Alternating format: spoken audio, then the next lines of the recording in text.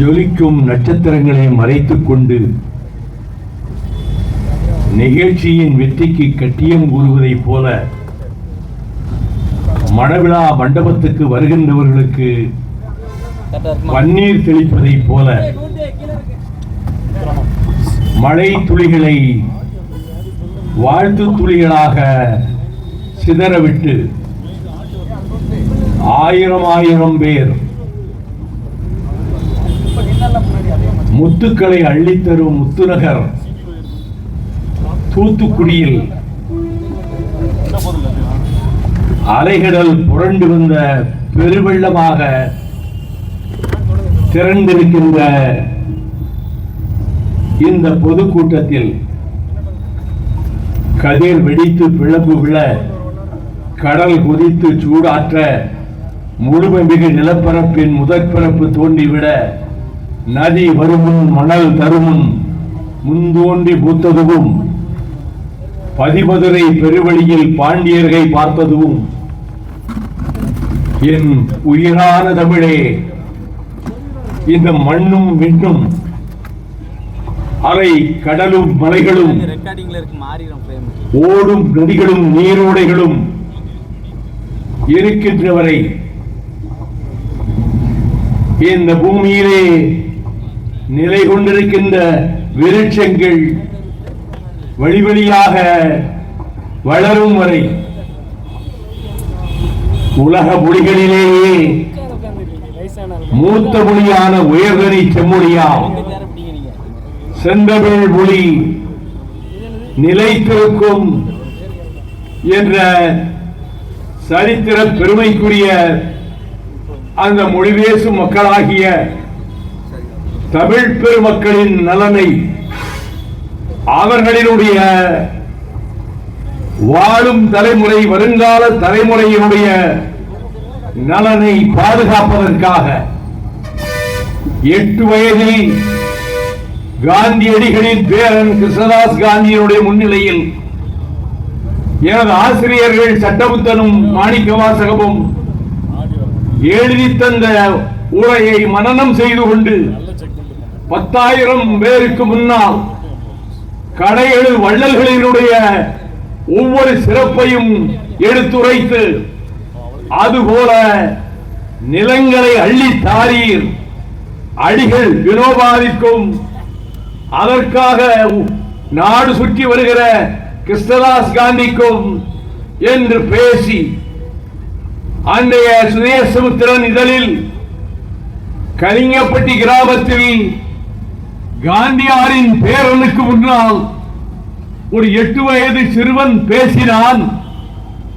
அவர் மனம் நெகிழ்ந்ததை இந்தியிலே மொழிபெயர்க்க சொன்னார் என்ற விதத்திலே மேடை ஏறி பேச தொடங்கி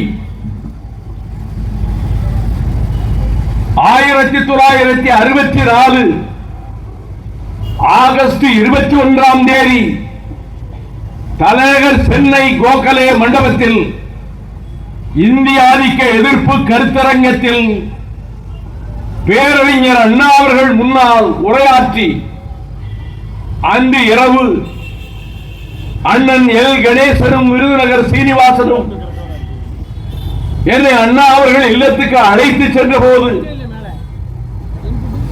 நீ இன்று மேடையில் நன்கு பேசினாய், உனக்கு எந்த ஊர் என்று கேட்டு திராவிட முன்னேற்ற கழக மாணவர் அமைப்பிலே என்னை இணைத்துக் கொண்டு தாய் கழகமான திராவிட முன்னேற்ற கழகத்திலே உறுப்பினராக பதிவு செய்து 30 ஆண்டுகள் அறிஞர் அண்ணாவுக்கு பின்னர்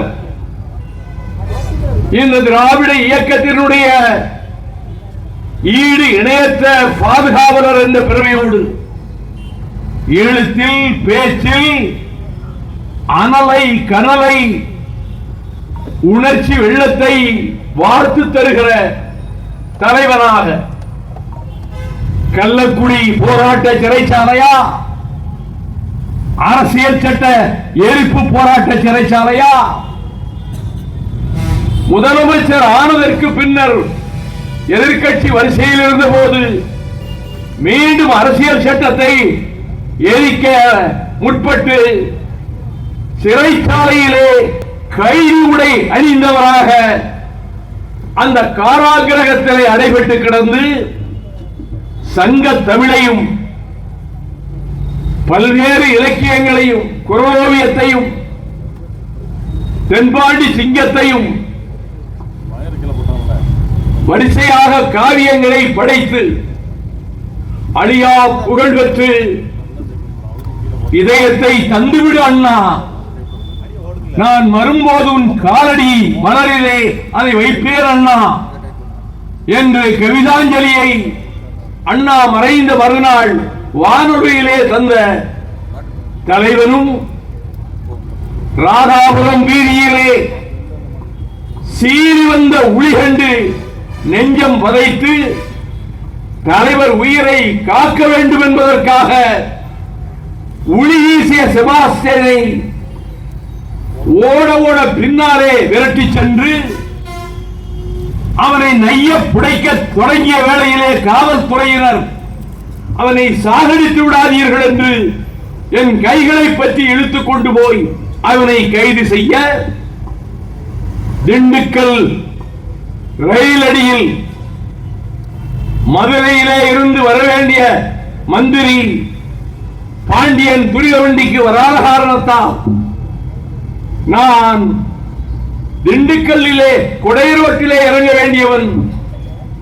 தலைவரும் துணைவியாரும் இருக்கக்கூடிய அந்த கூப்பை பெட்டிக்கு எதிரே நின்று கொண்டிருந்த போது அந்த மந்திரி வந்துவிட்டார் என்று சொல்லி ரயில்வே அதிகாரிகள் அவர் இந்த கூப்பையால் தனக்கு பதிவு செய்யப்பட்டிருக்கிறது வேண்டும் என்கிறார். நீங்கள் எப்படியாவது உங்கள் தலைவரையும் அவர் துணைவியாரையும் 4 பெர்த்துகள் இருக்கக்கூடிய அந்த அறைக்கு போக சொல்லுங்கள். நான் கஷ்டப்பட்டு பேசிட்டு இருக்கிறேன், உங்களுக்கு அவ்வளவு தெரியல. நான் இதே இடத்தில் தான் கடைசியாக ஸ்டெர்லைட் எதிர்ப்பு கூட்டத்தில் பேசினேன். கடைசி பேச்சு ஸ்டெர்லைட்டை எதிர்த்து இதே இடத்தில் தான் 1.5 மணி நேரம் பேசினேன். இன்று போலவே அன்றும் பல்லாயிரக்கணக்கானவர்கள் திரண்டிருந்தார்கள். அந்த இடத்திலே மீண்டும் பேசுகிற வாய்ப்பை பெற்று உங்கள் முன்னால் நிற்கிற போது பசுமையாக நெஞ்சிலே நிழலாடுகிற நினைவுகள் என் இதய சுவர்களிலே முட்டி மோதும் போது அங்கே அதற்கு பின்னர் ரயில்வே அதிகாரிகளும் பொதுமக்களும் அங்கே வந்து நிற்கிற போது அந்த 4 படுக்கைகள் கொண்ட இடத்திலே மேல் படுக்கையில் ஒருவர் படுத்திருக்கிறார் என்று தெரிந்து கொண்டு நான் அவரை போய் தட்டி எழுப்பினேன். அவர் ஆங்கிலத்தில் உங்களுக்கு என்ன வேண்டும் என்று கேட்டார். நான் ஒரு நாடாளுமன்ற உறுப்பினர், எங்கள் தலைவர் இந்த மாநிலத்தின் முதலமைச்சர் தன் துணைவியாரோடு கூப்பே அறையிலே பயணித்துக் கொண்டிருக்கிறார். ஆனால் முதலையே பதிவு செய்யப்பட்ட அமைச்சர் மதுரைக்கு வராத காரணத்தால் அவர் வரமாட்டார் என்று கடிதம் ஒதுக்கிவிட்டார்கள். இப்பொழுது அமைச்சர் வந்து அந்த இடம்தான் வேண்டும், அந்த முன்னாள் முதலமைச்சரை வெளியே போய் அடுத்த அறைக்கு போக சொல்லுங்கள் என்று பேசுகிறார். இதற்கு நான் என்ன செய்ய வேண்டும் என்று கேட்டார். அந்த அமைச்சர் தனக்கு தனிமை வேண்டும் என்று கேட்கிறார். நீங்கள் எனக்கு கொடுக்கப்பட்டிருக்கின்ற தூங்கும் வசதி கொண்ட பெட்டிக்கு நீங்கள் போய்விட்டால் இந்த 4 படுக்கைகளும் காலியாக இருக்கும். அவர் கேட்பதை விட பெரிய அறை, விசாலமான அறை அந்த மந்திரிக்கு கிடைக்கும் என்று நான் சொன்ன அடுத்த கணத்தில் அந்த மனிதர், நான் கலிபோர்னியாவிலே இருந்து வந்திருக்கிறேன், என் பிறந்த மாநிலம் குஜராத் மாநிலம், கன்னியாகுமரிக்கு சென்றுவிட்டு திரும்பும் வழியிலே நீங்கள் இதை சொல்லுகிறீர்கள், நான் நிச்சயமாக நீங்கள் சொல்லும் இடத்துக்கு போகிறேன் என்று உடனே இறங்கி அவர் பெட்டியையும் ஒரு பையையும் எடுத்துக்கொள்ள, மீதம் இருக்கும் பொருட்களை நான் எடுத்துக்கொள்ள, போட்டிருந்த பைஜாமா உடையோடு எனக்கு ஒதுக்கப்பட்ட தூங்கும் வசதி கொண்ட பெட்டிக்கு அவரை அழைத்துக் கொண்டு போய் உட்கார வைத்து விட்டு இங்கே வந்து ரயில்வே அதிகாரிகளை அழைத்து, உங்க மந்திரிக்கு தனியிடம் தானே வேண்டும், 4 பர்த் காலியாக இருக்கிறது, அங்கே போக சொல்லுங்கள் அவரை என்றவுடன் அவர்கள் போய் அந்த அமைச்சரிடத்திலே சொல்ல, அவர் எனக்கு முதலில் ஒதுக்கப்பட்ட அந்த கூப்பே தான் வேண்டும், அவரை முன்னாள் முதல்வரை வெளியே போக சொல்லுங்கள் என்று சொன்னதை கேட்டு வேறு வழியில்லாமல் திரும்பி வந்து அந்த அதிகாரிகள் என்னிடத்தில், அவர்கள் பிடிவாதமாக இருக்கிறார்கள், மந்திரி நீங்கள் தான் உதவ வேண்டும் என்றார். அதற்குள் பெரும் கூட்டம் அந்த பிளாட்பாரத்திலே கூடிவிட்டது. அவர்களிடத்தில் நடந்ததை சொன்னேன். அவர்கள் அந்த அமைச்சரை பெயரை சொல்லி ஒழுக என்று முழக்கமிட்டு, டாக்டர் கலைஞர் வாழ்க என்று முழக்கமிட்ட போது, மீண்டும் அதிகாரிகள் என்னிடத்திலே நெருங்க முற்பட்ட போது நான் சொன்னேன், நீங்கள் சொன்னதையெல்லாம் கேட்டுவிட்டேன், அவர் கேட்ட தனிமையும் ஒதுக்கப்பட்டு விட்டது, இதற்கு மேல் என்னுடைய தலைவர் இருக்கின்ற இந்த கூப்பே பெட்டியினுடைய கதவை யாராவது தட்டலாம் என்று நினைத்தால் அவருடைய மணிக்கரம் துண்டிக்கப்படும். இதற்கு இந்த இடத்திலே தான் வைகோ நிற்பான். வர சொல்லுங்க உங்கள் மந்திரியை என்று கூட்டம் கோஷமிட தொடங்கிவிட்டது. வேறு வழியின்றி அமைச்சர் தலையிலிருந்து 3 பேர் கைதி கட்டிக் கொண்டிருந்த மற்றவர்களோடு அந்த பெட்டிக்குள் ஏறினார். இன்ஸ்பெக்டரும் சப் இன்ஸ்பெக்டரும் 15 போலீஸ்காரர்களும் அவசரமாக வண்டியில் ஏற்றப்பட்டார்கள். அவர்கள் சொன்னார்கள், நாங்கள் இந்நேரம் மதுரையை நோக்கி போய்க் கொண்டிருப்போம், ஆனால் அந்த அமைச்சரின் பிடிவாதத்தால் அந்த பெட்டிக்கு எதிரே ஒருவன் நிற்கிறான், அவனால் எனக்கோ எந்தோழர்களுக்கோ ஆபத்து வந்துவிடக் கூடும், உங்கள் போலீஸ் படையை முழுவதுமாக இந்த பெட்டியிலே ஏற்றுங்கள் என்று சொன்னதனால் நாங்கள் ஊருக்கு போக முடியாமல் இப்பொழுது இங்கே வந்திருக்கிறோம் என்று சொல்ல, நான் அந்த வாசலிலே நின்றவன் உணவருந்தாமல் தேநீர் அருந்தாமல் விடிய விடிய அந்த இடத்திலே நின்றுவிட்டு, விடிந்ததற்கு பின்னால் செங்கல்பட்டிலே புகை வண்டி போய் நின்ற போது அங்கே கொண்டு வரப்பட்ட தட்டிலே இருந்த காலை அருந்தும் காப்பியை கையில் ஏந்திக் கொண்டு கதவை தட்ட, தலைவரினுடைய துணையார் அந்நியார் அவர்கள் கதவை திறக்க, எழுந்து உட்கார்ந்திருந்த தலைவர் அவர்கள், நீங்கள் இங்கே வந்தீர்கள், உங்களுக்கு பின்னாலே ஒரு பெட்டியில் அல்லவா இடம் ஒதுக்கப்பட்டிருந்தது என்று சொன்னீர்கள், இந்நேரம் இங்கே வந்து என் காப்பி தட்டோடு நிற்கிறீர்கள் என்ற போது, நேற்று இரவெல்லாம் இந்த காலை வரையில் இதே இடத்தில் தான் நான் நின்று கொண்டிருந்தேன் என்று சொல்ல, அதை கேட்ட மாத்திரத்தில் அவருடைய கண்களில் இருந்து கண்ணீர் துளிகள் உருண்டு ஓட, மறக்க முடியாத அந்த நினைவுகளோடுதான் காலம் விசித்திரமான சூழ்நிலைகளை ஏற்படுத்துகிறது. ஆகவே 93 நான் திராவிட முன்னேற்ற கழகத்திலே இருந்து வெளியேற்றப்பட்டேன். 30 ஆண்டுகள் இருந்த இயக்கத்திலே இருந்து, உழைத்த இயக்கத்திலே இருந்து 25 முறை சிறைச்சாலைகளுக்கு சென்ற அந்த நிகழ்வுகள் எல்லாம் முடிந்ததற்கு பிறகு வெளியேற்றப்பட்ட காரணத்தால் மறுமலர்ச்சி திராவிட முன்னேற்ற கழகம் என்ற இயக்கத்தை உருவாக்க வேண்டிய கட்டாயத்துக்கு ஆளாக்கப்பட்டு ஐவர் தீக்குளித்து வடிய அரவாக்குறிச்சி மயானத்தில் ராத்திரி 12 மணிக்கு தொடங்கி விடியற்காலை 2:30 மணி வரை நான் பேசினேன். நான் குற்றவாளியா என்று 2:30 மணி நேரம் பேசியதை மறுநாள் இந்தியன் எக்ஸ்பிரஸ் முதல் பக்கத்தில் பெட்டி செய்தியாக, again Mark Antony, Julius Caesar குத்துப்பட்டு கீழே சமமாக கிடந்த போது அங்கே பேச வந்த மார்க் ஆண்டனி இதோ பிணமாக கிடைக்கின்றது சீசர், பேராசைக்காரன் நாமே, அதனால் தான் குத்தினார்களாமே, அவனா பேராசைக்காரன்.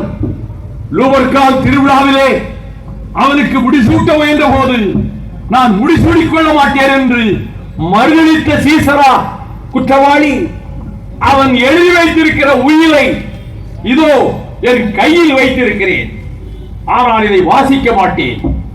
வாசித்தால் நீங்கள் இந்த கொலைக்கு காரணமானவர்களை கண்டதுண்டமாக வெட்டுவதற்கு ஆயுதங்களை தேடுவீர்கள்.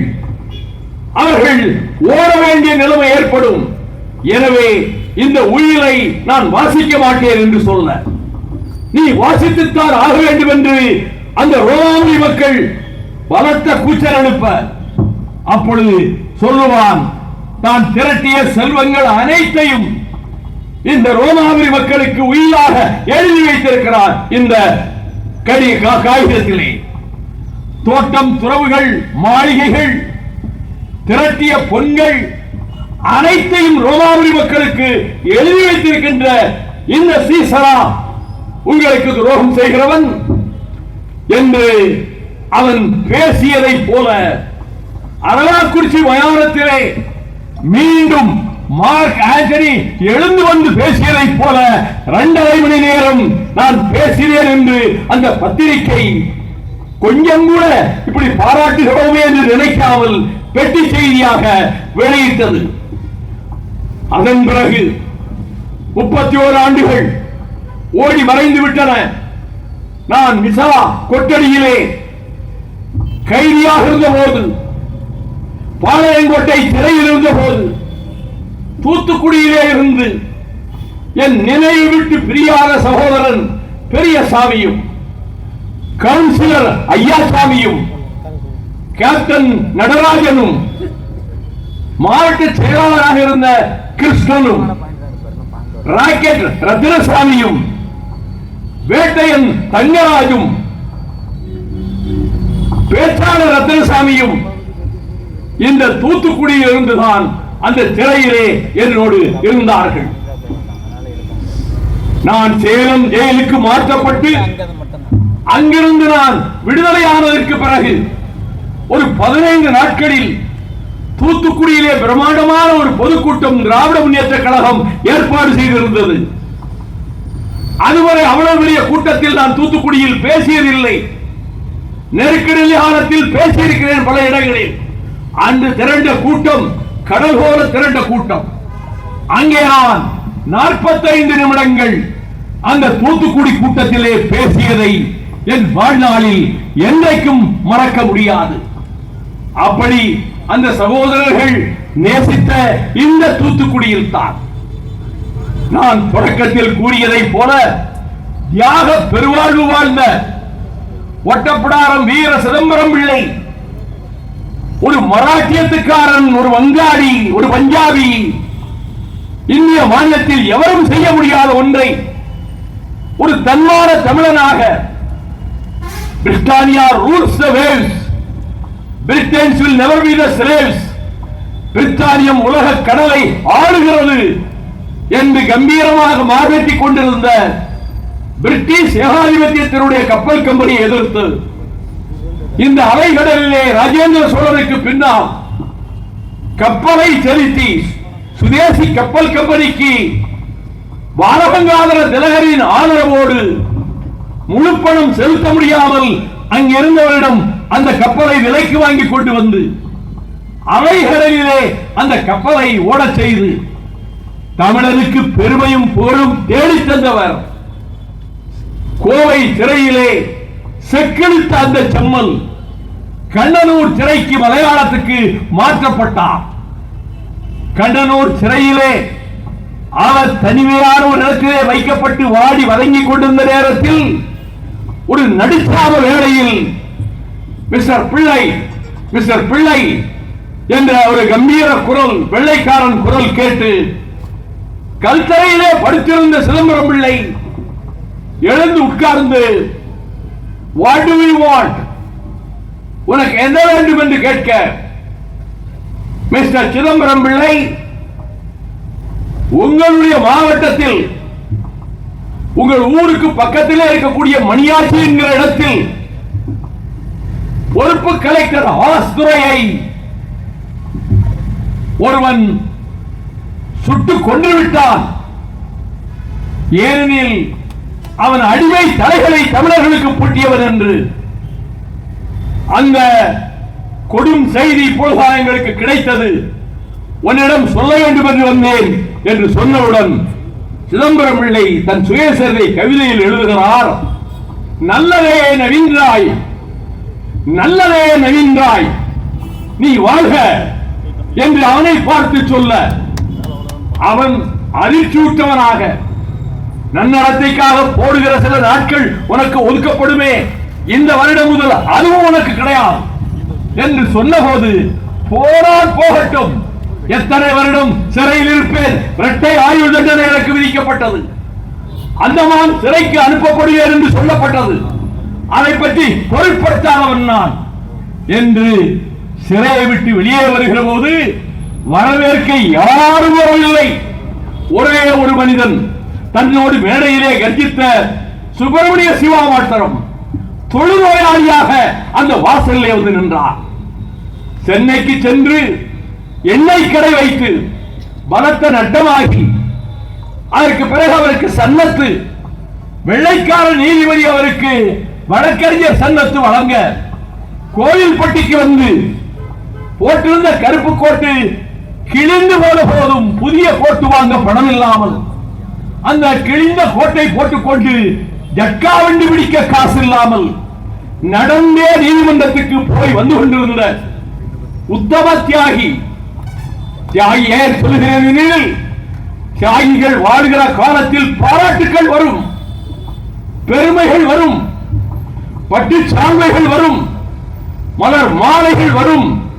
ஆனால் அவர்களே ஒரு காலகட்டத்துக்கு பிறகு நொடித்து போனால் சேர்ந்துவதற்கு யாரும் இருக்க மாட்டார்கள் என்பதற்கு சிதம்பரம் பிள்ளை ஒரு உதாரணம் என்று என்றைக்குமே நெஞ்சில் நான் நினைத்துக் கொள்ளுகிறவன். ஆகவே இத்தனை நாள் பாராட்டினார்களே, இந்த எனக்கு எந்த பொறுப்புக்கும் வர முடியவில்லை என்று நான் ஒரு நாளும் கவலைப்பட்டதில்லை. அமைச்சர் பதவி என்பது நாட்டுக்கு பணி செய்ய. விஸ்வநாத் பிரதாப் சிங் என்னைத்தான் அமைச்சராக்க போகிறார் என்று எங்கள் சபை தலைவர் சங்கர்தயாள் சர்மா என்னிடம் கூறியதுண்டு. நான் அதை மறுத்ததை தெரிவித்ததும் உண்டு.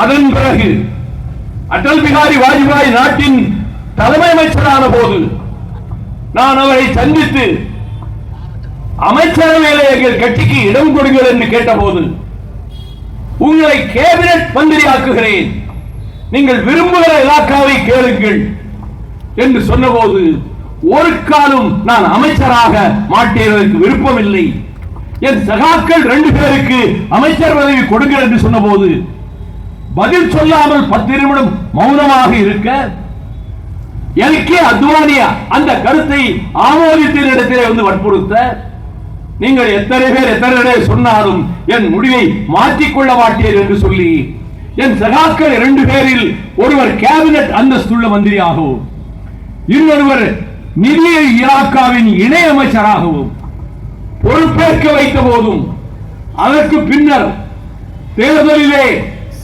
நான் இதே விளாத்திக்குளம் தொகுதியிலே சட்டமன்றத்துக்கு போட்டியிட்ட போது ஒரே ஒரு நாள் தான் பிரச்சாரம், மறுநாள் மாலை வரையிலே பிரச்சாரம்.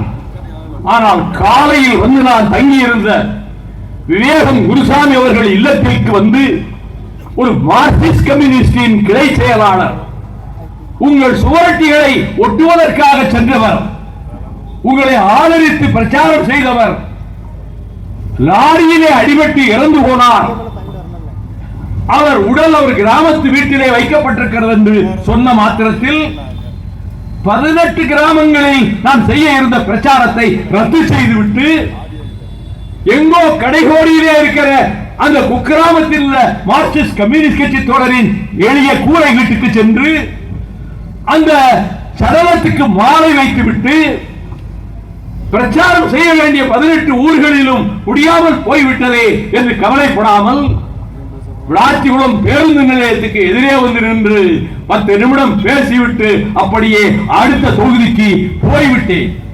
314 ஓட்டுகள் வித்தியாசத்திலே நான் தோற்றேன். அங்கே சிவகாசி நாடாளுமன்றத்தில் நான் போட்டியிட்டிருந்தாலும் 2 நாள் நான் பிரச்சாரத்துக்கு சென்றேன். அங்கே அந்த போட்டியிலும் 10,000 ஓட்டுகள் வித்தியாசத்திலே நான் தோற்றேன்.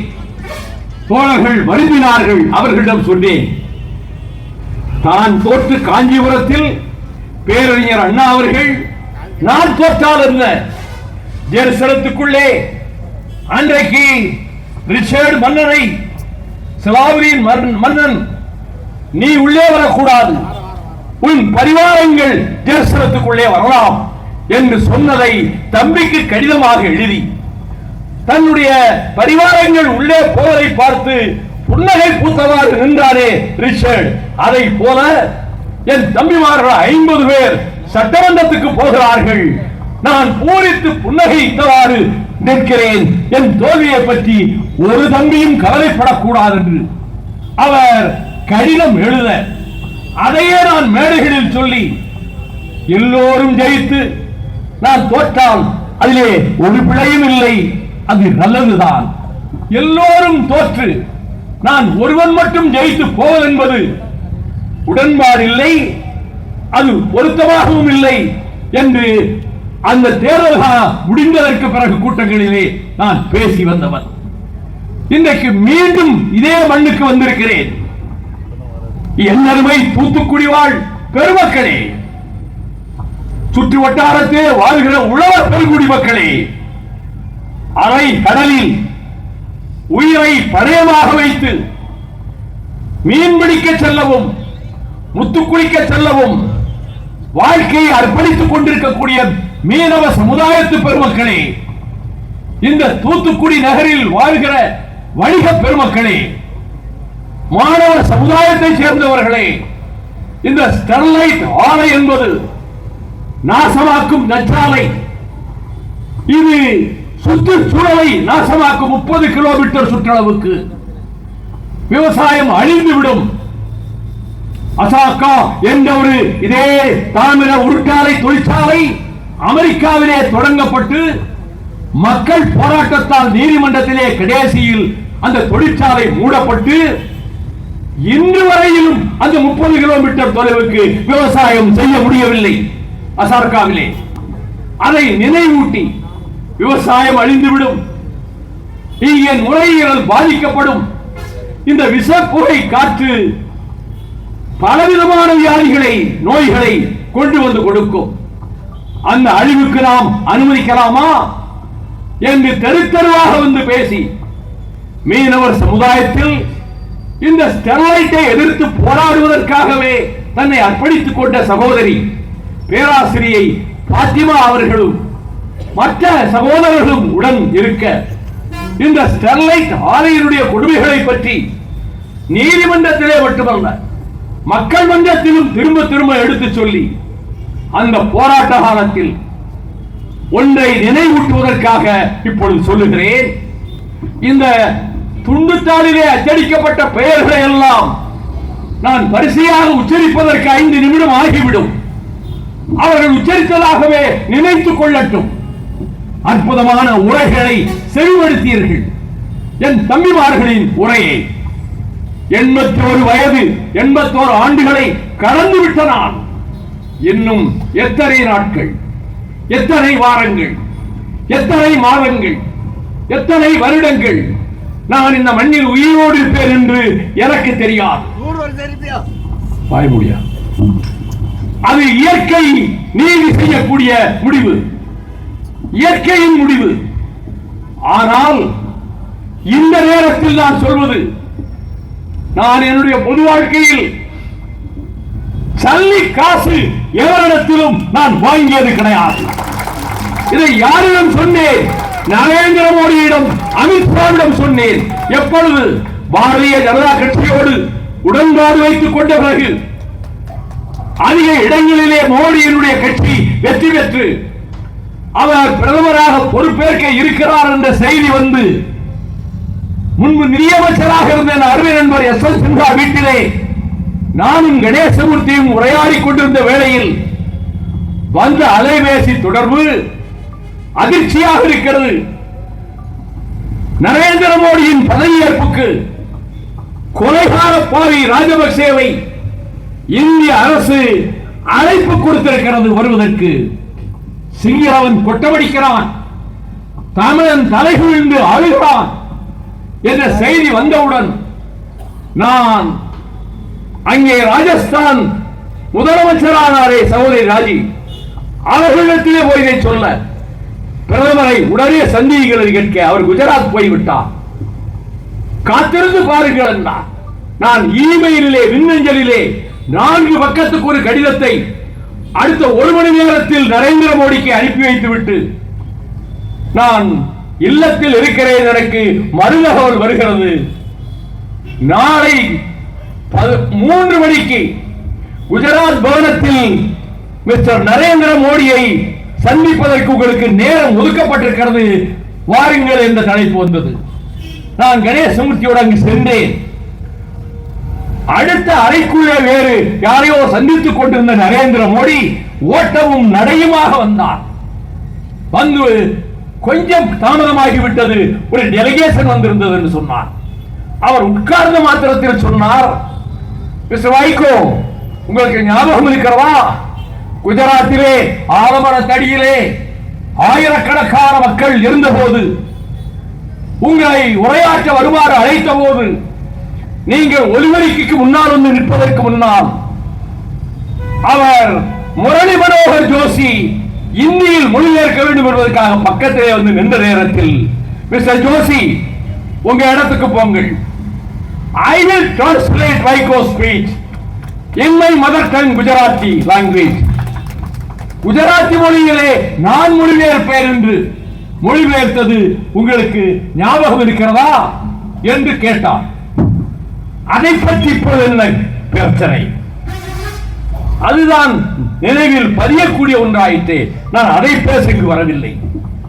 இப்படி எங்கள் நெஞ்சிலே, எங்கள் மார்பிலே நீங்கள் ஈட்டியால் குத்தி சொருகுவீர்கள் என்று நான் ஒரு காலம் எதிர்பார்க்கவில்லை. முதுகிலே குத்தியது மட்டுமல்ல, எங்கள் இதயத்தை குத்தி கீழ்த்தி விட்டீர்கள்.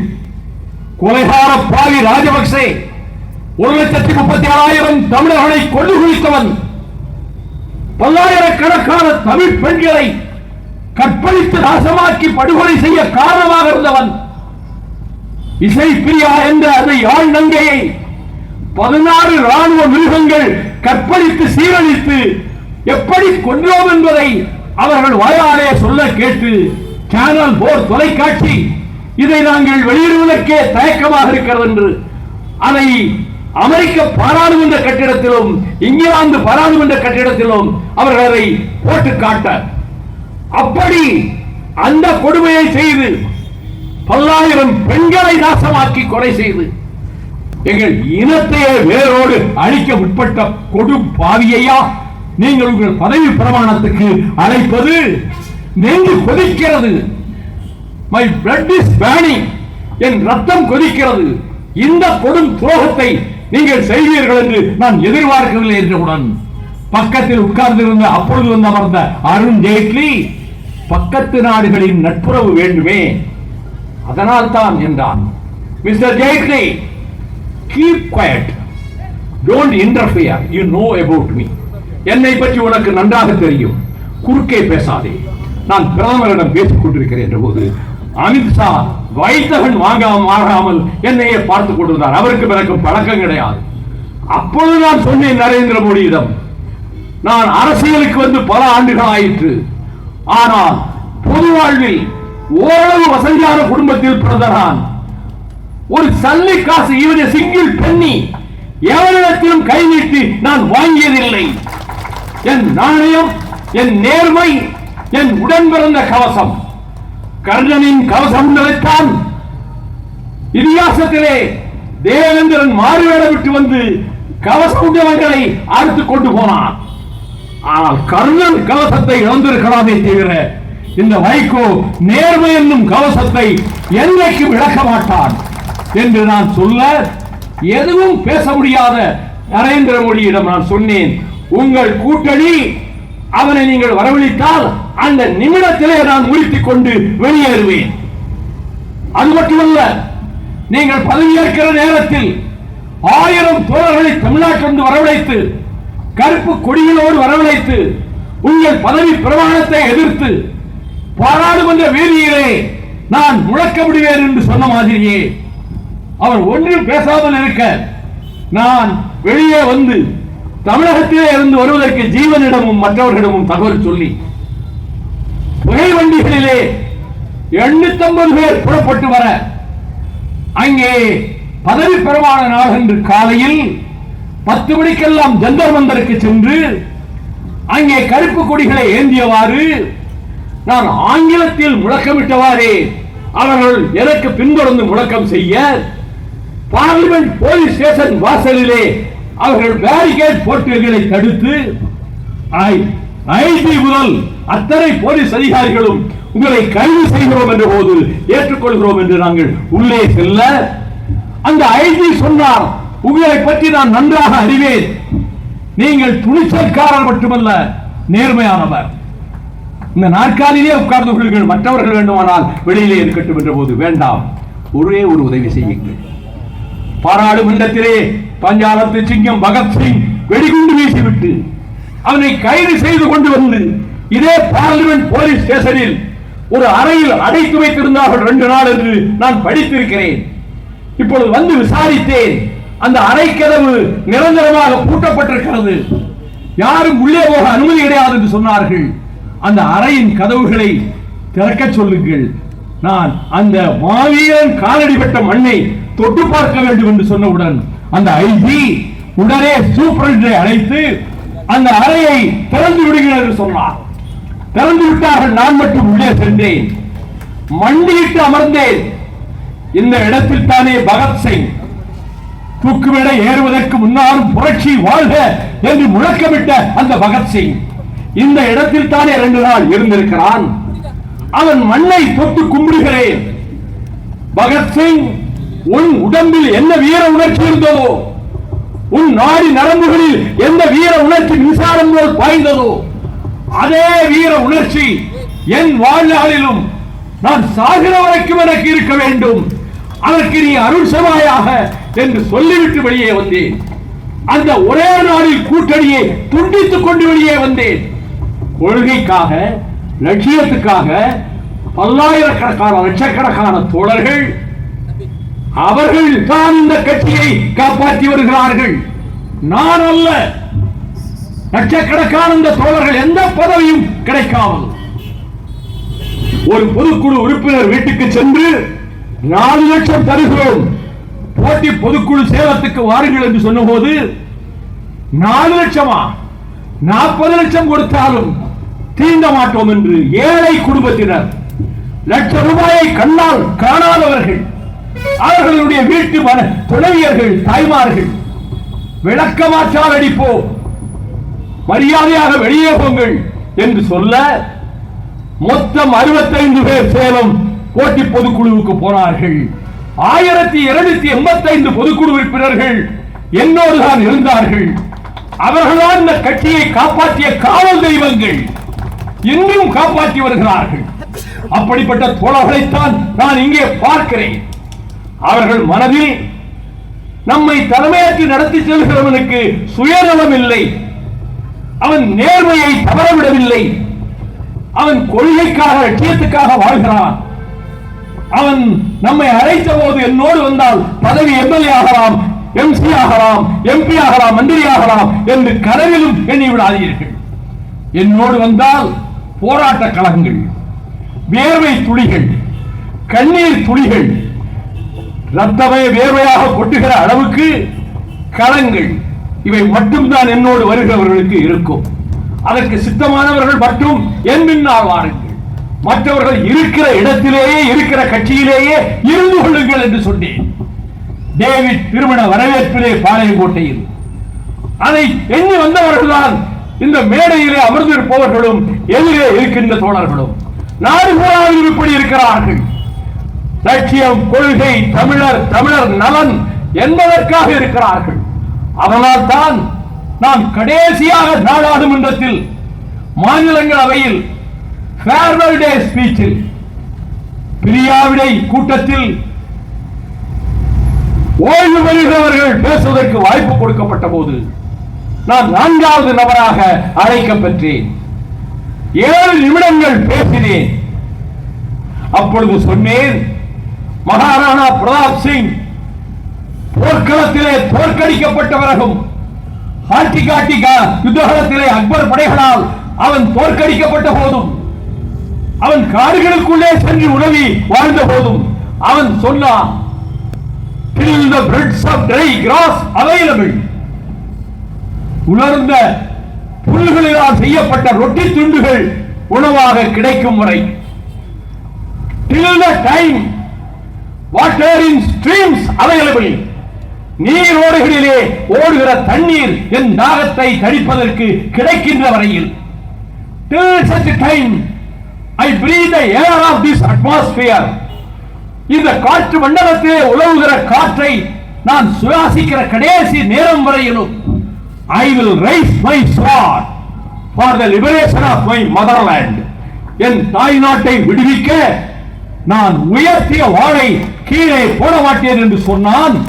இன்றைக்கு வைகோ சொல்லுகிறார், அதே வரிகளை சொல்லி I will raise my sword for the liberation of Tamil Eelam, அதே வார்த்தைகளை சொல்லி தமிழ் ஈழ விடுதலைக்காக நான் உயர்த்திய வாளை கீழே போட மாட்டேன் என்று சொல்லிவிட்டு நான் விடை பெற்று வந்தேன்.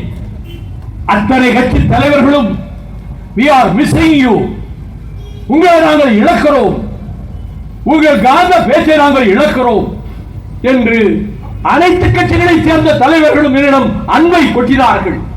போதும், இது இந்த சம்பாத்தியம் போதும் என்று நினைத்துக் கொண்டு வந்தேன். இதை சொல்லுவதற்கு காரணம், இங்கே கூட்டத்தை நடத்திவிட்டு, ஸ்டெர்லைட் எதிர்ப்பு கூட்டத்தை நடத்திவிட்டு அவனுடைய சரித்திரத்தை சொன்னேன் அன்று. இவன் முதலில் கோவா மாநிலத்துக்குள்ளே நுழைந்தான். அனில் அகர்வால் விரட்டி அடித்தார்கள். குஜராத் மாகாணம் சென்றான். நுழையாதே இங்கே என்று குஜராத் மாகாணத்தினர் விரட்டி அடித்தார்கள். பிறகு மராட்டிய மண்டலத்துக்கு வந்தான். முதலமைச்சர் சரத் பவாரை சந்தித்தான். ஸ்டெர்லைட் ஆலையை நிறுவுவதற்கு லைசன்ஸ் கொடுங்கள் என்று கேட்டார். எந்த இடம் தேர்ந்தெடுத்தீர்கள்? ரத்னகிரி மாவட்டத்திலே உள்ள ஒரு இடம். தருகிறேன் என்று லைசன்ஸ் கொடுத்து விட்டான். உடனே இவன் 250 கோடி ரூபாய் செலவு செய்து பிரம்மாண்டமான கட்டிடங்களை இங்கே எழுப்பி பலமான எந்திரங்களை கொண்டு வந்து பொருத்தி திறப்புழாவுக்கு நாள் குறிக்க இருக்கிறான் என்று அறிந்த ரத்னகிரி மாவட்டத்து விவசாயிகள் அவர்கள் அல்போன்சா மாம்பழங்களை உற்பத்தி செய்கிற அந்த மாமரங்களை வளர்க்கிறவர்கள், பிரசித்தி பெற்ற அல்போன்சா மாம்பழங்கள். இந்த ஸ்டெர்லைட் விஷப்புகை பரவினால் இந்த மாம்பழங்களை எந்த நாட்டுக்காரனும் வாங்க மாட்டான் என்று முடிவெடுத்துக் கொண்டு அவர்கள் அதற்காக ஒரு அமைப்பை உருவாக்கி ஸ்டெர்லைட் எதிர்ப்பு இயக்கம் என்று நடத்தி அவர்கள் போராடினார்கள். அவர்கள் போராடியதன் விளைவாக அவன் அசைந்து கொடுக்கவில்லை. என்ன செய்தார்கள் தெரியுமா? கையில் இரும்பு குண்டாந்தடிகள், கையில் செம்மட்டிகள், கையில் கடப்பாறைகள், இவற்றோடு ஆயிரக்கணக்கான விவசாயிகள் படை திரண்டு போய் ஸ்டெர்லைட் கம்பெனியினுடைய சுற்றுச்சுவரை முதலிலே உடைத்து நொறுக்கினார்கள். உள்ளே சென்று கட்டிடங்களை உடைத்து நொறுக்கினார்கள். பொருத்தப்பட்ட எந்திரங்களை ஒடுத்தி உடைத்து தூள் தூளாக்கினார்கள். முதலமைச்சரிடம் ஓடினார் அகர்வால், என் தொழிற்சாலையே உடைத்து விட்டார்களே, உங்கள் காவல்துறை அவர்களை தடுக்கவில்லை என்ற போது சரத்பவார் சொன்னார், நான் தெரியாதனமாக உனக்கு லைசன்ஸ் கொடுத்து விட்டேன். மொத்த விவசாயிகளும் இன்றைக்கு திரண்டு எழுந்து விட்டார்கள். உன் லைசன்ஸ் ரத்தாகிறது என்று முதல் உனக்கு திரும்பவும் லைசன்ஸ் கொடுக்க மாட்டேன் என்றவுடன் என்ன செய்வது என்று தெரியாமல் நான் கேட்கிறேன். ஸ்டெர்லைட் நிர்வாகத்தை கேட்கிறேன், நீங்கள் ஏன் சுப்ரீம் ஹைகோர்ட் போகவில்லை? பம்பாய் ஹைகோர்ட்டுக்கு நீங்கள் ஏன் படையெடுக்கவில்லை? ஏன் சுப்ரீம் கோர்ட்டுக்கு நீங்கள் போகவில்லை? எங்களுக்கு கொடுத்த லைசன்ஸை ரத்து செய்தது தவறு என்று நீதிமன்றத்தை நீங்கள் ஏன் நாடவில்லை? நீங்கள் அங்கு செல்லாமல் நேரடியாக செஞ்சார்ஜ் கோட்டைக்கு வந்தீர்கள். முதலமைச்சர் சகோதரி ஜெயலலிதாவை சந்தித்தீர்கள். ஸ்டெர்லைட் ஆலையை நாங்கள் தூத்துக்குடியிலே நிறுவ வேண்டும் என்று சொன்னபோது அவன் விண்ணப்பம் போட்ட 8வது நாள் லைசன்ஸ் கொடுத்தார் அந்த முதலமைச்சர். அந்த லைசன்ஸை வாங்கிக் கொண்டு இங்கே வந்து ஸ்டெர்லைட் ஆலையை தொடங்க உட்பட்ட போது தூத்துக்குடி நகர மக்கள், மீனவர்கள், விவசாயிகள் எதிர்ப்பு காட்டி போராடினார்கள்.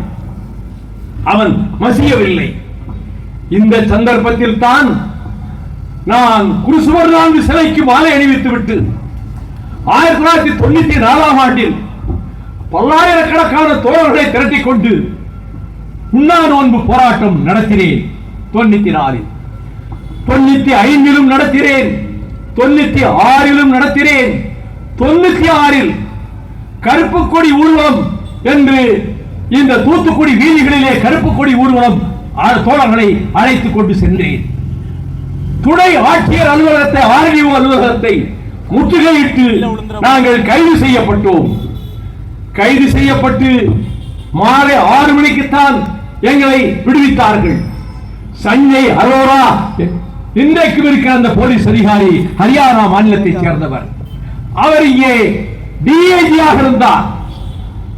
அவரை வாலிபால் மைதானத்திலே ஐயா சிவந்தி ஆதித்தனார் என்னை அழைத்துக் கொண்டு போக நேரு விளையாட்டரங்கத்தில் நான் உட்கார்ந்திருந்த இடத்துக்கு அடுத்த நாற்காலியிலே சஞ்சய் அரோரா உட்கார்ந்திருந்தார். அவர் சொன்னார், உங்களை எனக்கு நன்றாக தெரியும், நீங்கள் ஸ்டெர்லைட் போராட்டத்துக்கு வந்தபோது எல்லோரையும் கைது செய்துவிட்டு 4 மணிக்கு நாங்கள் விடுதலை செய்தோம். நீங்கள் ட்ரக்குகளிலே கொண்டு வந்திருந்த உணவு பொட்டலங்கள் நிரம்ப இருந்தன. 6000 7000 பேர் விடுதலை செய்தவுடன் நீங்கள் வஉசி கல்லூரி மைதானத்துக்கு அந்த ட்ரக்குகளை போக சொல்லிவிட்டு அத்தனை தோழர்களும் அங்கே போய் உணவு வாங்க சொன்னீர்கள். நானும் எஸ்பியும் பார்த்து கொண்டே இருந்தோம். உங்கள் தோழர்களிலே பசி பொறுக்க முடியாத சிலர் லாரி மீது ஏறி நின்று அந்த பொட்டலங்களை எடுத்து வீச ஆரம்பித்தார்கள். இது கலவரத்தில் முடியுமே என்று நாங்கள் கவலைப்பட்டுக் கொண்டிருந்த போது உங்கள் கார் மின்னல் வேகத்தில் அங்கே வந்தது. நீங்கள் தாவி ஏறி லாரி மேல் நின்று அந்த நின்று கொண்டிருந்த 5-6 பேரை, அவ்வளவு உடல் வாகு வந்தவர்களை, பலம் உள்ளவர்களை உங்கள் 2 கைகளால் தூக்கி தூக்கி எறிந்தீர்கள். நான் பார்த்துக் கொண்டே இருந்தேன். ஒரு 5 நிமிடத்தில் எல்லோரும் கீழே வரிசையிலே நின்றார்கள். ஒழுங்கு, டிசிப்ளின் இப்படி பாதுகாக்க வேண்டும் என்றால் என்னை போன்ற போலீஸ் அதிகாரிகள் உங்களிடம் கற்றுக்கொள்ள வேண்டும் என்று நான் அன்று நினைத்தேன் என்று பக்கத்திலே இருக்கிற போது சொன்னான். அந்த ஸ்டெர்லைட் ஆலைக்கு தொடர்ந்து இந்த போராட்டங்கள் நடந்து வந்த காலத்தில் அந்த ஸ்டெர்லைட் நிர்வாகம் எப்படியும் நடத்திவிட வேண்டும் என்ற முடிவிலே இருந்த காரணத்தால் அவர்கள் இந்த ஆலையை தொடங்குவதற்கு முயற்சித்த வேளையில் நான் என் தோழர்களோடு நடைபயணம் போகிறேன். ஜூன் 2, 3, 4 1976 ஆண்டு என்று 1996 ஆண்டு நான் அங்கே இருந்து இங்கே நிகழ்ச்சிக்கு வந்திருந்த தோழர்களிடம் ஸ்டெர்லைட் ஆலை திறக்கப்பட இருப்பதை நாம் தடுத்துத்தான் தீர வேண்டும் என்று சொன்னபோது ஆலை நிர்வாகம் எப்படியும் திறந்து விடுவது என்ற முடிவோடு அந்த போராட்டத்துக்கு பின்னர் நான் நடைபயணமாக திருவைகுண்டத்திலே இருந்து புறப்பட்டு ஜூன் 2, 3, 4 தேதிகளில் ஊராக சென்று பல ஊர்களுக்கு சென்று கடைசியில் தூத்துக்குடியிலே வந்து ஸ்டெர்லைட் ஆலைக்கு போகிற பாதையிலே நாங்கள் நின்ற போது இப்பொழுது உங்களை விடுதலை செய்ய போகிறோம் என்று காவல்துறை அறிவித்தது. ஆனால் அன்று 2 தொழிலாளர்கள் ஸ்டெர்லைட்டிலே இறந்து போனார்கள், கீழே விழுந்து எந்திரங்களால்.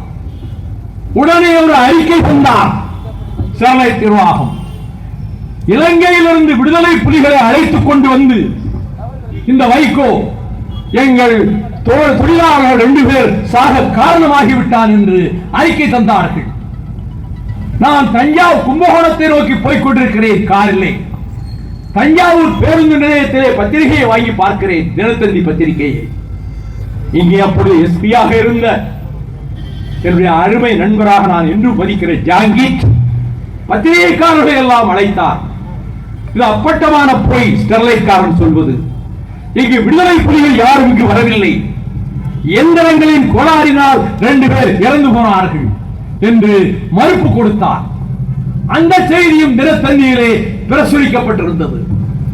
இதற்கு பிறகு நான் நினைத்தேன், இனிமேல் நாம் இப்படி போராடினால் நம்மீது இப்படிப்பட்ட பழிகளை சுமத்துவான், நாம் சதி செயலில் ஈடுபட்டோம் என்பான், சரிகார கூட்டம் என்பான், ஆரைக்கு வருகிற ஆபத்தெல்லாம் இவனால் வந்தவன்பான். இனி நாம் போராட்ட முறையை மாற்றுவோம்.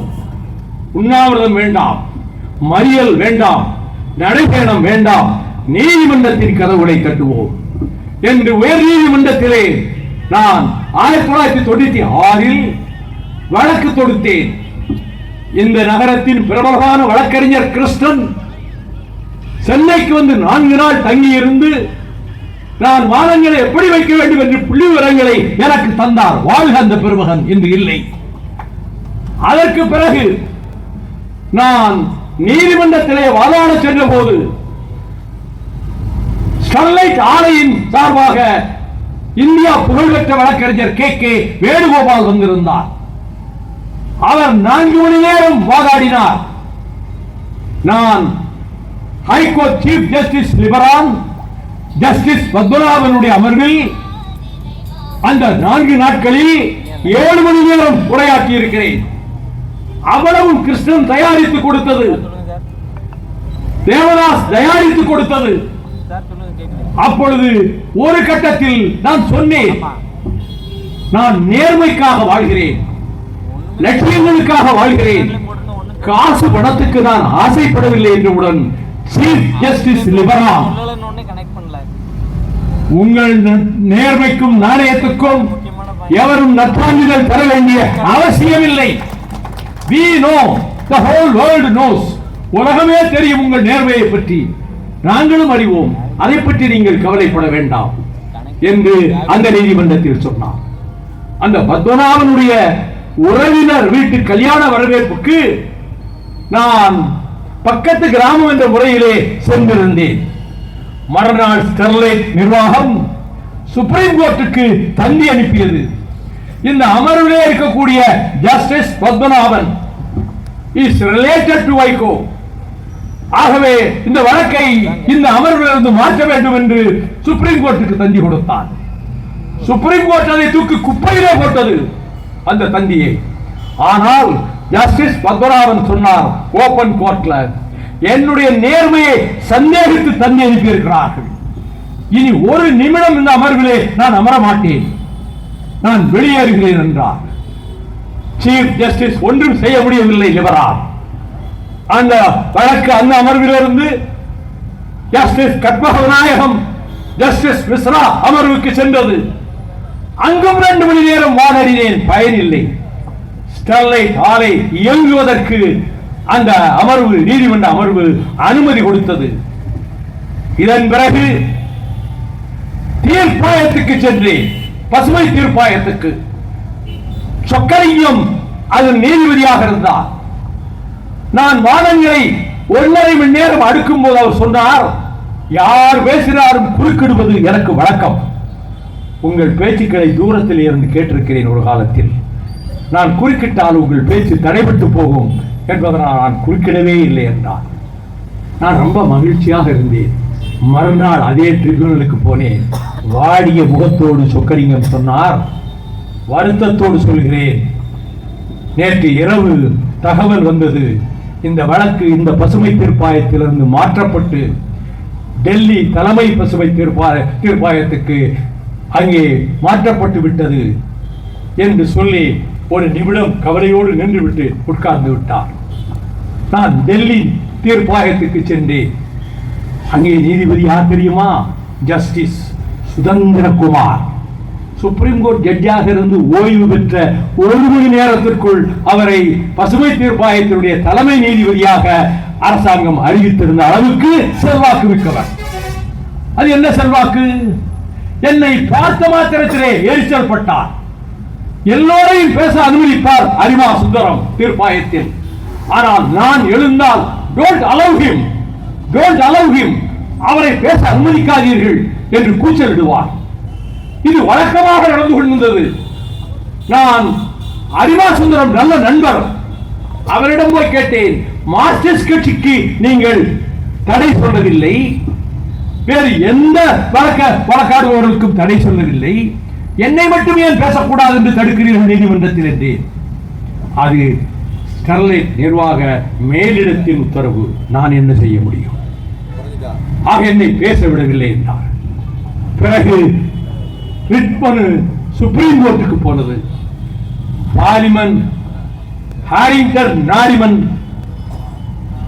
அமர்விலே ஜஸ்டிஸ் வினோத் சிங் அமர்விலே அந்த வழக்கு வந்தது. அந்த வழக்கு வரும்போது நான் பேச வேண்டும் என்று துடித்தேன். பொறுங்கள் பொறுங்கள் என்றார் மிஸ்டர் நாரிமன். பிறகு என்னை பேச அனுமதித்த போது நான் முதல் வரிசைக்கு சென்று ஒவ்வொன்றாக எடுத்து ஸ்டெர்லைட் எப்படியெல்லாம் பாதிக்கிறது என்பதை சொல்ல ஆரம்பிக்கும் போது எனக்கு கொஞ்சம் பதட்டம் ஏற்பட்டு விட்டது. 20 நிமிடத்துக்குள் என்னை மணியடித்து நிறுத்தி விடுவார்கள், எல்லா பாயிண்டையும் சொல்ல முடியாது என்று நினைத்த போது கொஞ்சம் பதட்டம் ஏற்பட்டு விட்டது. My Lord, I have become nervous. I may not get the required time. எனக்கு பேச நேரம் கிடைக்காது என்பதனால் நான் பதட்டமாக இருக்கிறேன் என்றேன். நாரிமன் சிரித்துக் கொண்டே சொன்னார், Are you nervous? No, you have made us nervous. நீங்கள் பதட்டமாக இல்லை, எங்களை பதட்டமடைய செய்து விட்டீர்கள் என்றார். அப்பொழுது நான் கடைசியாக சொன்னேன், இந்த வழக்கு சென்னையில் நீதியரசர் சிவஞானம், நீதியரசி பவானி சுப்பராயன் அமர்வுக்கு டெல்லியிலிருந்து சுப்ரீம் கோர்ட் அனுப்பிய போது நான் எழுந்து சொன்னேன், என்னுடைய 2 ரிட் மனுக்களும் இதே கோர்ட்டிலே நிலுவையில் இருக்கின்றன, அதை நீங்கள் சேர்க்கவில்லையே என்று. He called the court clerk. கோர்ட்டுக்கு மாசாவை உடனே கூப்பிட்டார். அவர் சொல்வது போல் அவருடைய 2 ரிட் மனுக்கள் இங்கே இருக்கிறதா என்ற போது, ஆமாம் 2 ரிட் மனுக்கள், அவர் போட்ட ரிட் மனுக்கள் இங்கே நிலுவையில் இருக்கிறது என்றவுடன், ஏன் என்னிடம் சொல்லவில்லை முதலில்? அதையும் சேர்த்து சென்னைக்கே அனுப்புங்கள், சென்னை நீதிமன்றத்துக்கே அனுப்புங்கள் என்று. சென்னை நீதிமன்றத்தில் அந்த 2 நீதிபதிகள் அதற்கு முன்பே ஜஸ்டிஸ் பால் வசந்தகுமார், ஜஸ்டிஸ் இன்னொரு நீதிபதி எல்பி தர்மராவ் ஆலையை மூடுவதற்கு தீர்ப்பளித்து விட்டார்கள் ஹைகோர்ட்டிலே. அதற்கு மேல்தான் இவர்கள் சுப்ரீம் கோர்ட் அப்பீலுக்கு போனார்கள். இப்பொழுது ஹைகோர்ட்டுக்கு திரும்பி வந்த பிறகு எனக்கு வாதிட நேரம் கிடைத்தது. நண்பர்களே, இது தற்பெருமையாக தன்னைத்தானே புகழ்ந்து கொள்கிறானோ என்று தொலைவிலே சிலர் நினைக்கலாம். நான் பேசும் ஒவ்வொரு வார்த்தையும் இந்த வெளிச்சத்துக்கு முன்னால், இந்த நிலவுக்கு முன்னால் சத்தியமான வார்த்தைகள், உண்மை பெறாத வார்த்தைகள். அப்பொழுது அந்த நீதிமன்றத்தில் 2.5 மணி நேரம் பேசுகிற பொழுது, இங்கே சுட்டுக் கொல்லப்பட்டார்களே 13 பேர், அவர்கள் சுட்டுக் கொல்லப்பட்ட அன்று போலீசார் நெற்றிப்பட்டை குறிபார்த்து சுட்டுக் கொண்டார்கள். அந்த இரவு 8 மணிக்கெல்லாம் தூத்துக்குடிக்குள் பிரவேசித்தவன் தான் இந்த வைகோ. 13 சகோதர சகோதரிகளினுடைய வீடுகளுக்கு சென்றேன். திரேஸ்புரத்தில் ஜான்சி என்கிற மீனவ சகோதரி குழந்தைக்கு கட்டுச்சோறு கொண்டு போகிற போது பக்கவாட்டிலே வந்த காவல்துறையினர் நெற்றிப்பொட்டிலே சுட மண்டை உடைந்து மூளை சிதறி அங்கேயே ஜான்சி செத்து போனாள். அந்த மூளை சிதறல்களை எல்லாம் வாரி எடுத்து ஒரு துணியிலே போட்டுக்கொண்டு காவல்துறையினர் போய்விட்டார்கள். அதை போல இன்னொரு மாணவி ஸ்லோனினி, அந்த தங்கை வீட்டுக்கு போனேன்.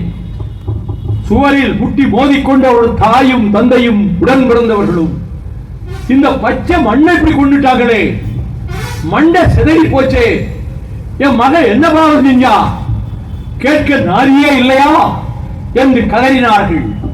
13 இல்லங்களுக்கும் அந்த இரவிலேயே சென்ற தமிழ்நாட்டின் ஒரே அரசியல்வாதி மறுமலர்ச்சி திராவிட முன்னேற்ற கழகத்தின் பொதுச் செயலாளர் தான். அந்த இரவில் எவரும் வரவில்லை. அங்கே இவ்வளவு பெரிய படுகொலை நடந்ததை நான் நாரிமன் நீதிமன்றத்திலே சொல்லிவிட்டு, my Lord, the blood spilled on the soil of Tuticorin, which was brutally done with determination by the police of Tamil Nadu. தமிழ்நாட்டு போலீசார் திட்டமிட்டு அவர்களை கொன்றார்கள். அவர்கள் சிந்திய ரத்தம், the spilled blood seeks justice from you. அவர்கள் சிந்திய ரத்தம் இந்த நீதிமன்றத்திலே நீதி கேட்கிறது என்று நான் சொன்னேன். அதே வார்த்தைகளை எங்கும் பதிவு செய்துவிட்டு மனுநீதி சமநீதி சோழன் சிலையை நீதிபதி ரத்தினவேல் பாண்டியன் திறந்து வைத்தாரே, அந்த மனுநீதி சோழன் சிலை இருக்கிற இந்த உயர் நீதிமன்றத்திலே நான் கேட்கிறேன், தூத்துக்குடி வாழ் மக்கள், விவசாயிகள், மீனவர்களுக்கு நாதியே கிடையாதா? இவர்கள் இந்த ஆலையை அமைக்கிற போது புகைபோக்கி சிம்னி எவ்வளவு உயரம் இருக்க வேண்டும் என்று 1986 விதிக்கப்பட்ட சுற்றுச்சூழல் அமைச்சகத்தினுடைய சட்ட விதிகள் என்ன சொல்லுகிறது தெரியுமா? They have given a formula. அந்த அடிப்படையில் 391 டன் உற்பத்தி செய்கிற போது இப்போது இருக்கிற ஸ்டெர்லைட்டுடைய புகைபோக்கி உயரம் சரிதான். ஆனால் 1200 டன் இப்பொழுது உற்பத்தி செய்கிற போது 100 மீட்டருக்கு மேல், 110 மீட்டருக்கு மேல் அந்த சிம்னி புகைக்குழாய் இருக்க வேண்டும். இது சட்டப்படி, விதிப்படி. அப்படி இல்லை. அதைவிட என்னவென்றால், குமரட்டியாபுரத்திலும் சில்வர்புரத்திலும் தெற்கு வராகண்டியாபுரத்திலும் போராடிய அந்த பெருமக்கள், அவர்கள் இந்த ஸ்டெர்லைட் ஆலையினுடைய 2வது விரிவாக்கத்தை எதிர்த்து போராடிய போது இதே ஸ்டெர்லைட் நிர்வாகம் கொடுத்த விவரத்தில் புகை போக்கியினுடைய உயரம் 165 மீட்டராக இருக்கும் என்று இவர்களே ஒப்புக்கொண்டு எழுதியிருக்கிறார்கள். அந்த ஆதாரத்தையும் இதோ தருகிறேன். ஆகவே அவர்கள் இந்த புகை போக்கியினுடைய உயரத்தை இனி குறைக்க மாட்டார்கள், குறைக்க முடியாது. இந்த ஆலையை இயக்க முடியாது, மூடுவதை தவிர அவர்களுக்கு வேறு வழி கிடையாது என்ற போது என் கண்களிலே இருந்து உருண்டோடிய கண்ணீரை பார்த்துவிட்டு, you have become so emotional. நான் சொன்னேன், எங்கள் மக்கள், தமிழ் மக்கள், தூத்துக்குடி சுற்றுவட்டார மக்கள், அவர்கள் நோய்களுக்கு ஆளாகி, புற்றுநோய்களுக்கு ஆளாகி, அவருடைய பிள்ளைகளும் படிந்துவிடக் கூடாது என்ற கவலையில் அந்த சுட்டுக் கொல்லப்பட்டவர்களின் வீடுகளுக்கு சென்றபோது அந்த தாய்மார்கள் கதறி அழுதது என் நினைவுக்கு வருகிறது. அதனால் என் கண்ணீரை கட்டுப்படுத்திக் கொள்ள முடியவில்லை என்று அந்த உயர் நீதிமன்றத்திலே பதிவு செய்தேன். அதன் பிறகு வழக்கு நடைபெற்றுக் கொண்டே இருந்தது.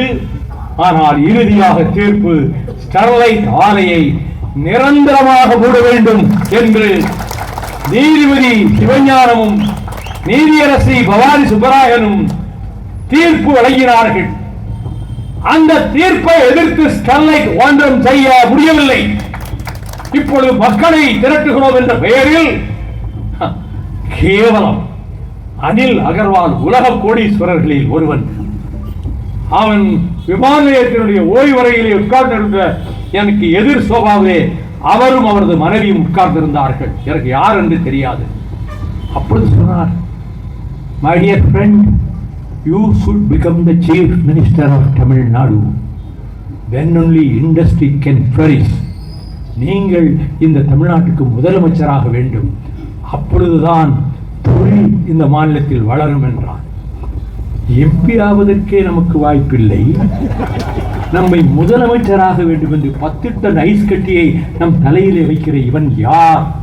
எதற்காக இவ்வளவு பெரிய ஐஸ் கட்டி வைக்கிறான் என்று யோசித்துக் கொண்டிருந்த போது அவன் பட்டை பையிலிருந்து விசிட்டிங் கார்டை எடுத்து என்னிடம் கொடுத்தான். நான் பார்த்தேன், Anil Agarwal, chairman cum managing director, Sterlite Industries Vedanta group. ஓ, நீதானா அந்த அகர்வால்? அதுக்குத்தான் இந்த பெரிய ஐஸ் கட்டியை வைத்தாயா? நேற்று கொண்டது பொழுதே 2 minutes ப்ளீஸ், கொஞ்சம் சுவரோரம் வாருங்கள், 2 நிமிடம் என்றான். நான் எழுந்து சென்றேன். சுவர் ஓரத்தில் நின்று கொண்டு, எங்கு வர சொன்னாலும் நான் வருகிறேன், 15 நிமிடம் எனக்கு நேரம் ஒதுக்குங்கள். ஸ்டெர்லைட்டை பற்றி ஒரு தவறான அபிப்பிராயத்தை கொண்டிருக்கிறீர்கள் என்றான். Mister Agarwal, I will never meet you. உன்னை என்றைக்கும் நான் சந்திக்க மாட்டேன்.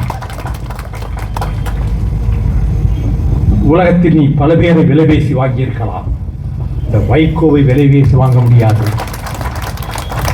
கோர்ட்டிலே இருக்கிறோம் அல்லவா, அங்கே பார்ப்போம், அங்கே மோதிக்கொள்வோம் என்று சொல்லிவிட்டு நான் போய்விட்டேன். 3 நாள் கழித்து டெல்லியிலிருந்து எனக்கு அலைபேசியிலே அழைப்பு வந்தது. இந்தியாவின் முதன்மை வழக்கறிஞர், the attorney general of India, mister G Ramaswamy என்னை அலைபேசியிலே அழைத்தார். என் தொலைபேசிக்கு, ஆபீஸ் தொலைபேசிக்கு, தாயகத்துக்கு. நான் அட்டர்னி ஜெனரல் ஜி ராமசாமி பேசுகிறேன். நான் உடனே வணக்கம், என்னையா என்றேன். உங்களை அவசரமாக நான் சந்திக்க வேண்டியிருக்கிறது. நாளை 11 மணிக்கு நான் சென்னை வருகிறேன். உங்கள் அலுவலகத்திலே வந்து பார்க்க நீங்கள் அங்கே இருப்பீர்களா என்று கேட்டார். Yes, of course, you may come.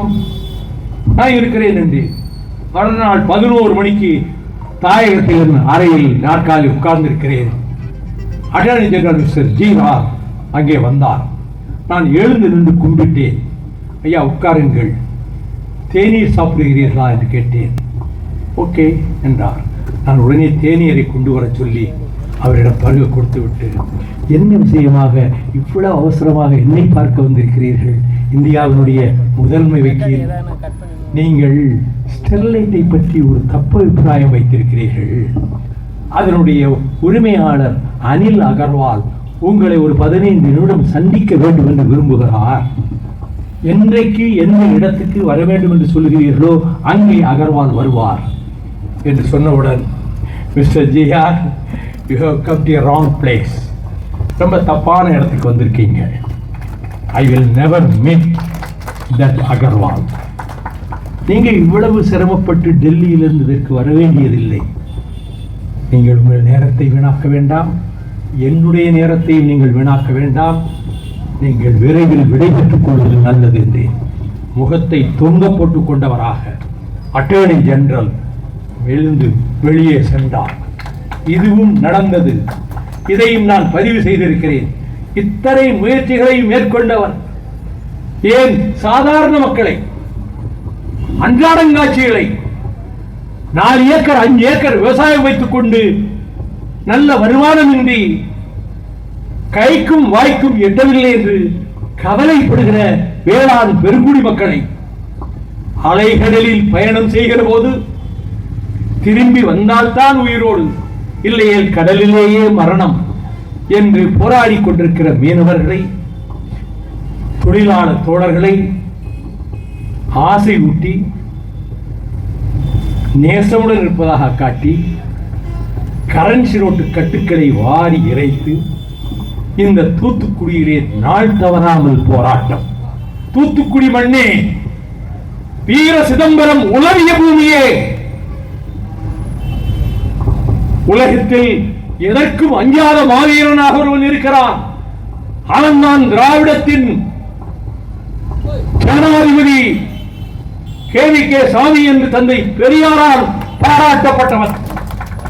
அவன் 8 துண்டுகளாக வெட்டி நடுநிசையிலே கொலை செய்யப்பட்ட போது அறிஞர் அண்ணா தலையில் அடித்துக் கொண்டு, மாவீரனே, தென்மாண்டி கடல் முத்தே, நீ சென்று விட்டாயா எங்களை விட்டு என்ற அண்ணா கதறி கதறி அழ, கலைஞர் அவர்கள் கண்ணீர் காவியம் தீட்ட, அந்த கே சாமி உதிரம் துளிகள் சிந்திய இந்த மண்ணில், தூத்துக்குடி பூமியே, சுற்றுவட்டாரத்து மக்களே, உங்களை மன்றாடி கேட்கிறேன்.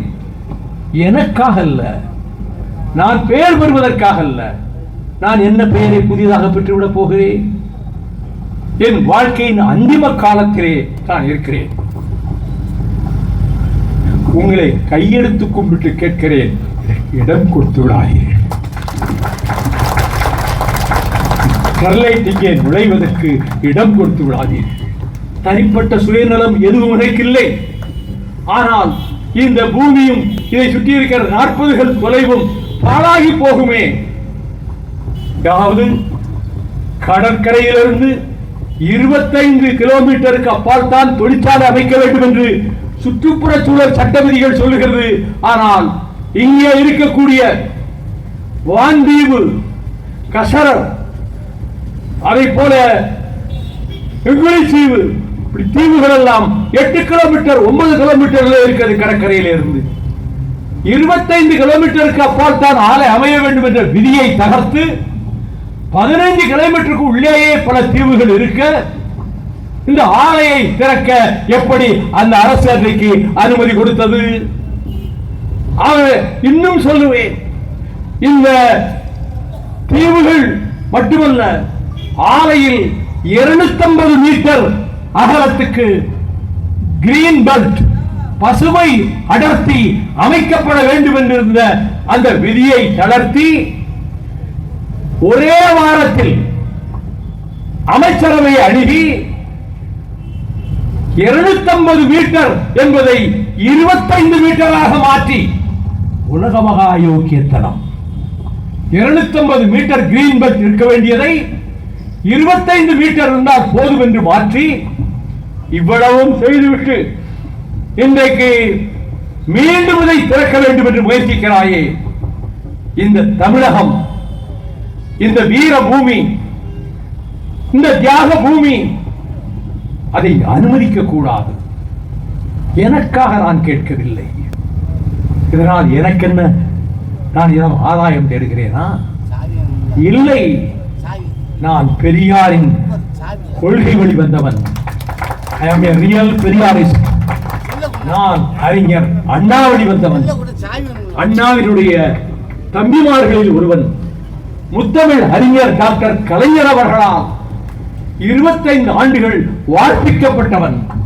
I was molded by doctor Kalaignar. இன்றைக்கு திராவிட மாடல் அரசு நடத்துகிற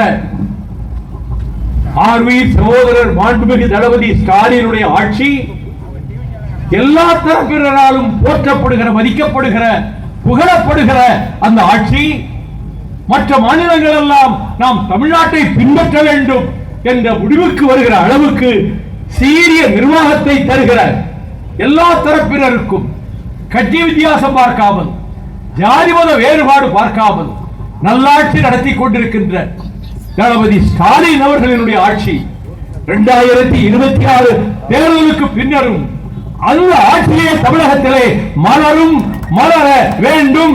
நம்முடைய தோழர்களுக்கு சொல்வேன், நாம் எங்கே எந்த கூட்டணியில் இருந்தாலும் நன்றி விசுவாசத்தோடு உழைப்பவர்கள். அதில் 1000 கட்டுக்கதைகளை, 1000 பொய் செய்திகளை ஏடுகள் வெளியிடலாம், எட்டுக்காலம் போடலாம். அதை போல யூடியூப்லே செய்திகளை பரப்பலாம். என் மகன் மந்திரியாவதற்காக மத்தியிலே பிரதமரை பார்த்தான். அட முட்டாள்களே, அவன் ரஷ்ய நாட்டிலே அடைபட்டு கிடக்கின்ற ஒரு தமிழ்நாட்டு மருத்துவக் கல்லூரி மாணவனை உக்ரைன் போர்க்களத்துக்கு அனுப்ப போகிறார்கள், போனால் அவன் சாவது உறுதி, காப்பாற்ற மாட்டீர்களா என்று ஒவ்வொரு தலைவர் வீட்டிற்கும் சென்று அந்த தாய் தந்தை கதறி அழ, துரை வைகோ அறிந்த மாத்திரத்திலேயே வெளிவிவகார அமைச்சரை சந்தித்து அவனை திரும்ப கொண்டு வர வேண்டும் தமிழ்நாட்டுக்கு, வெளிவிவகார செயலாளரை சந்தித்து அவனை மீட்டுக் கொண்டு வர வேண்டும் தாயகத்துக்கு என்று சொன்னதோடு மட்டுமல்லாமல் ஒரு வெள்ளிக்கிழமை மாலையில் பிரதமர் அலுவலகத்துக்கு வேண்டுகோள் அனுப்பி நான் பிரதமரை சந்திக்க விரும்புகிறேன் என்று சொல்ல, மறுநாள் அவன் சென்னைக்கு வந்துவிட சனி ஞாயிறு, திங்கட்கிழமை என்று பிற்பகலிலே நேரம் ஒதுக்கி தந்தார் நரேந்திர மோடி பிரதமர். அவரிடம் போய் சொன்னார், இந்த கிஷோர் சரவணன் மட்டுமல்ல, நூற்றுக்கணக்கான மாணவர்கள் ரஷ்யாவிலே இப்படி சித்திரவதைப்பட்டுக் கொண்டிருக்கிறார்கள், எல்லோரையும் விடுவித்துக் கொண்டு வர வேண்டும், ஆவண செய்யுங்கள் என்று செயலாளரை அழைத்து இதன் மீது என்ன நடவடிக்கை எடுக்க வேண்டுமோ உடனே நடவடிக்கை எடுங்கள் என்று சொல்ல, வேறுபாடு மராட்டிய மாநிலத்திலே இருந்து ஒரு குடும்பம் இவன் துரைக்கு அலைபேசியில் உங்களை நாங்கள் டெல்லிக்கு சந்திக்க வருகிறோம், எங்கள் பிள்ளையும் ரஷ்யாவிலே அடைபட்டு கிடக்கிறான், ஆக தமிழ்நாட்டிலே இருக்கக்கூடிய பல குடும்பத்தினர் தங்கள் பிள்ளைகளை மீட்டு கொண்டு வர அவனை அணுகி இருக்கிறார்கள். வேற்று மாநிலத்தவர் அவனை அணுகி இருக்கிறார்கள். இதைத்தான் அவன் கடமையாக மனிதாபிமானத்தோடு கடமையாக செய்து கொண்டிருக்கிறான். அதற்குள்ளாக மதிமுக கூட்டணி மாறும். எழுதிய விரல்கள் அழுகி போகும். கண்டிப்பாக சொல்வேன். மனிதாபிமானத்தோடு போய் பார்த்தால் மதிமுக கூட்டணி மாறுகிறதா? கூட்டணி எப்பொழுது மாறினோம்? கொலைகார பயலை நரேந்திர மோடி அழைத்த போது அந்த நிமிடமே உடைத்துக் கொண்டு நான் வெளியேறுகிறேன் என்று சொல்லிவிட்டு வந்தவன் நான். மனப்பூர்வமாக திராவிட முன்னேற்ற கழகத்தோடு கரம் கோர்த்து நாங்கள் பணியாற்றிக் கொண்டிருக்கிறோம். பணியாற்றுவோம். எதையும் எதிர்பார்த்து நாங்கள் இல்லை.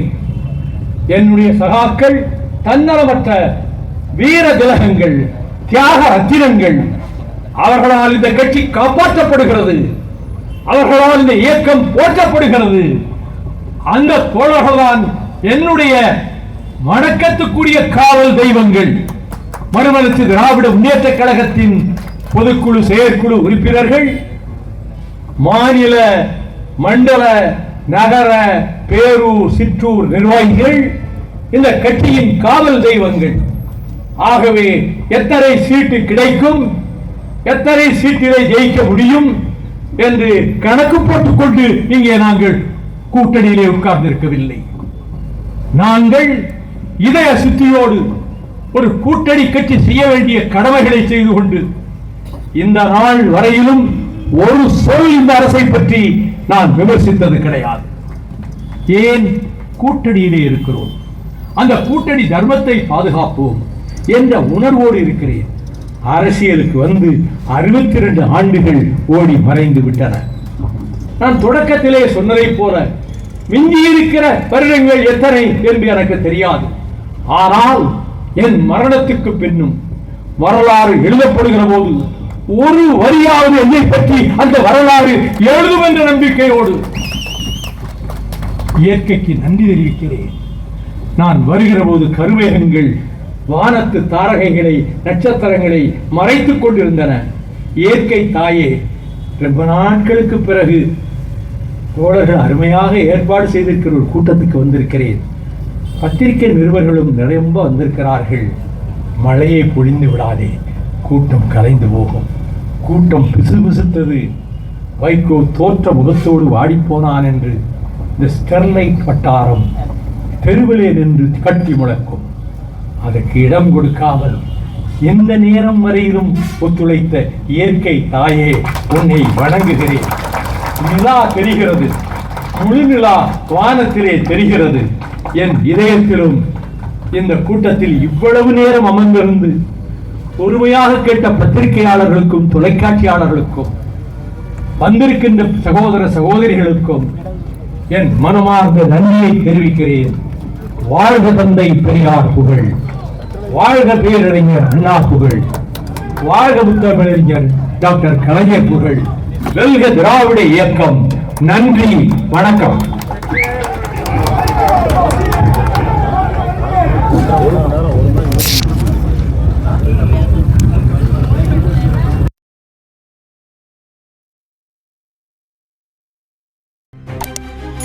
செய்திகளை உடனுக்குடன் தெரிந்து கொள்ள உங்கள் கரம் டிவியை சப்ஸ்கிரைப் செய்யுங்கள். அதோடு பெல் பட்டனையும் கிளிக் செய்யுங்கள்.